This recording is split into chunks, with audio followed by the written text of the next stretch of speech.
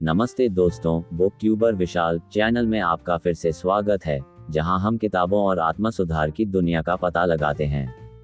आज हम Dale Carnegie की अच्छा बोलने की कला और कामयाबी बुक के चैप्टर में खुद को डालेंगे। तो चलिए शुरू करते हैं। चैप्टर 23, वाद विवाद के द्वारा प्रभावित करना। इंसान का सामान्य ज्ञान दरअसल बहुत सामान्य होता है। इस ज्ञान की प्राप्ति साधारण अध्ययन और अनुभव से होती है। यह विनम्र, साधारण एवं सरल होता है। इसका अनुभव सभी की आंखें करती हैं और सभी के कानों से इसको सुना व समझा जा सकता है। इसमें कोई अस्थिर भिन्नता नहीं होती, कोई जटिलता नहीं होती, साथ ही इसका कोई रहस्य नहीं होता। सामान्य ज्ञान उलझन भरा नहीं होता, यह उत्तम ज्ञान होता है। इसमें कोई तुच्छता नहीं होती। इसके व्याख्यान को सरलता से समझा जा सकता है। इसको भाषा की स्पष्टता के रूप में भी जाना जाता है। इसका बस एक ही उद्देश्य होता है, साधारण ज्ञान का बोध। जॉर्ज जेकब हॉलयॉक सार्वजनिक तौर पर बोलना एवं वाद विवाद। ज्यादातर युवा वक्ता तर्कशास्त्र को अद्भुत मानते हैं, लेकिन धीरे धीरे उन्हें एहसास होने लगता है कि तर्क शक्ति जटिल स्थिति में भी कार्यशील रहती है। सामान्य ज्ञान से अर्जित किए गए तथ्यों को केवल सही शब्दों के चयन की आवश्यकता होती है। इन तथ्यों को प्रस्तुत करने के अभ्यास से तर्क शक्ति से जुड़ा भय खत्म हो जाता है। दरअसल तर्कशास्त्र बहुत दिलचस्प विषय है। वक्ता के लिए इसका महत्व सर्वोपरि होना चाहिए। वाद विवाद, चर्चा एवं प्रमाण प्रस्तुत करने में तर्क के सिद्धांतों का इस्तेमाल किया जाता है। वाद विवाद का अर्थ है तर्कों एवं उदाहरणों के द्वारा अपने विचारों की सत्यता को प्रमाणित करना। इसके अलावा सुझावों के जरिए भी विचार की सत्यता को प्रमाणित करने में सहायता मिलती है। किसी विषय पर निष्पक्ष भाव से विचार करने के लिए सभी पहलुओं की सत्यता को जानने की कोशिश की जाती है।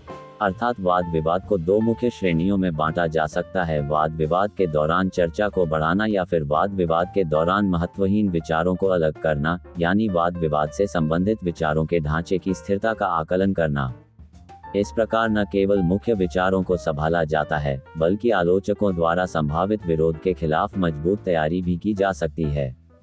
ऐसे में खास ख्याल रहे कि विचार में कोई कमजोर कड़ी न हो।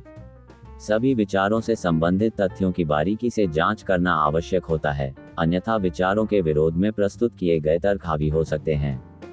निम्नलिखित प्रश्न संभवतः 3 उद्देश्यों की पूर्ति करते हैं: किस प्रकार तथ्यों की जांच के बाद विचारों को प्रस्तुत किया जाए, किस प्रकार वक्ता विचार के प्रभुत्व का आकलन करे और किस प्रकार विरोध में उत्पन्न तर्कों का स्पष्टता से सामना किया जाए।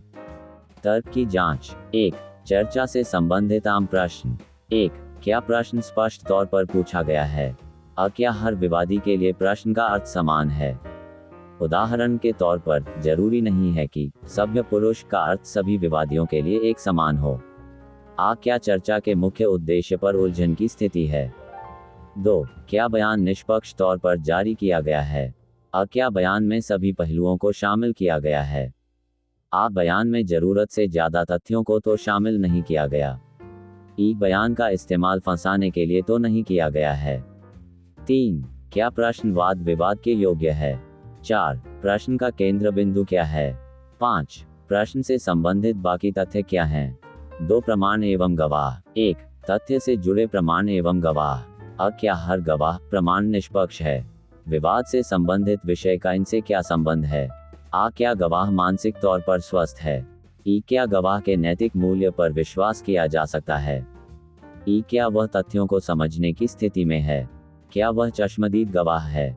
क्या वह स्वेच्छा से गवाही दे रहा है? क्या उसकी गवाही पर सवाल उठे थे? क्या उसकी गवाही की पुष्टि की जा चुकी है?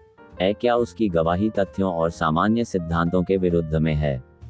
क्या ऐसा संभव है? 2. सरकारी व गैर सरकारी संस्थाओं की ओर से गवाही। क्या संस्थाएं मान्यता प्राप्त हैं? संस्थाओं को किस कानून के अंतर्गत मान्यता प्राप्त है? क्या संस्थाओं का रुख निष्पक्ष है? क्या संस्थाएं स्पष्ट रूप से सलाह दे रही हैं? क्या प्रमाण के लिए पेश की गई पुस्तक व कागजात इत्यादि विश्वसनीय और निष्पक्ष हैं? 3. प्रमाण के तौर पर पेश किए गए तथ्य।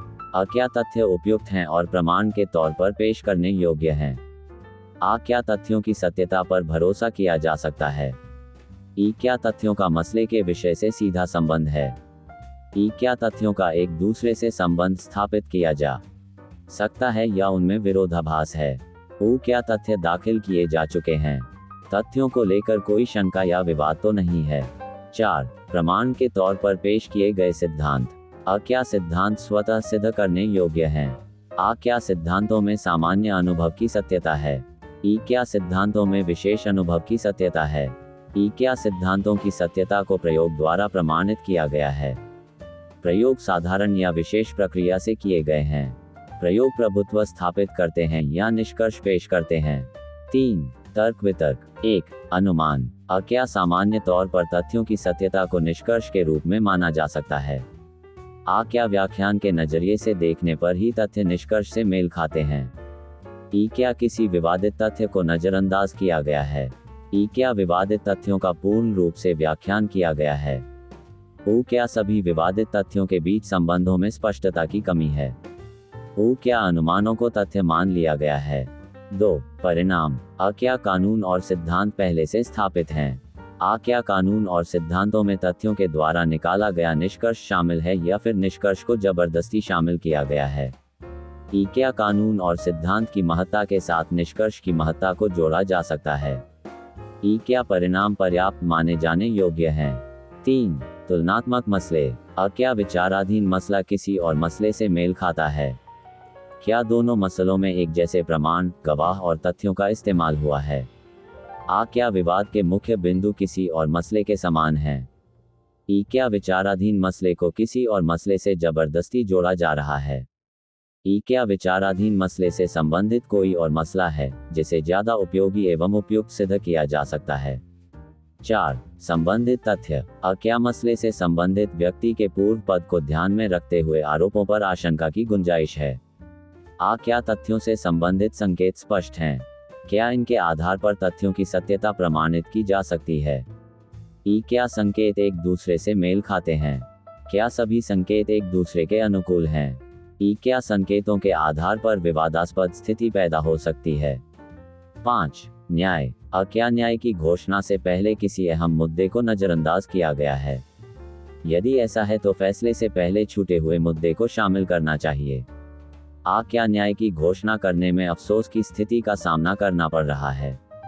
क्या निष्कर्ष से संबंधित कोई उलझन है? क्या न्याय बेतुका महसूस हो रहा है? अपने समय का सबसे अच्छा इस्तेमाल करें।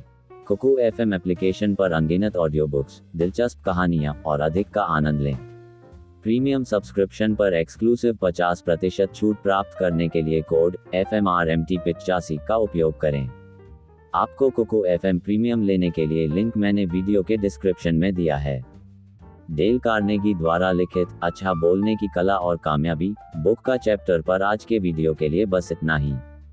यदि आपको ये जानकारी मूल्यवान लगी है तो अधिक जानकारीपूर्ण सामग्री के लिए बुक ट्यूबर विशाल को लाइक, शेयर और सब्सक्राइब करना न भूलें। अगली बार तक पढ़ने और अपने संचार कौशल में सुधार करने का आनंद लें। धन्यवाद।